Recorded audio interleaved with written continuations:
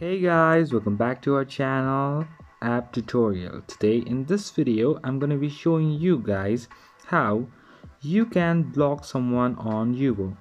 So I'm going to be teaching you a very easy step regarding this one. So if you have any problem or any queries within the process, just let me know in the comment section right away.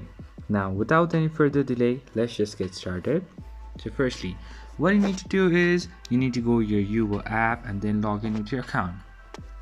Once you do that, go to this friends option and then search for the friend that you want to, let's say, block. So I'm just going to choose a random person for a while. So let me just choose this person. And now what you can do is just go to top right corner where you'll find this I option. And now you'll be having the option to block. So just press on it and then block it like this and press on done. Now the person will be blocked.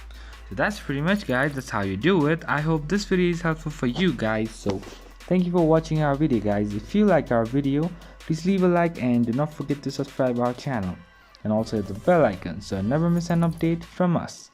If you have any queries, just let me know in the comment section right away, and I'll see you guys again in our next video. Till then, stay safe, guys. Thank you for watching.